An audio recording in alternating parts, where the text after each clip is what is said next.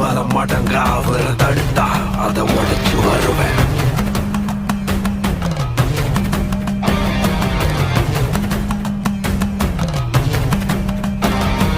இப்ப வந்து மோதுடா, கிட்ட வந்து பாருடா, கட்டருந்த கால நெஞ்சு மேல ஏற போதுடா.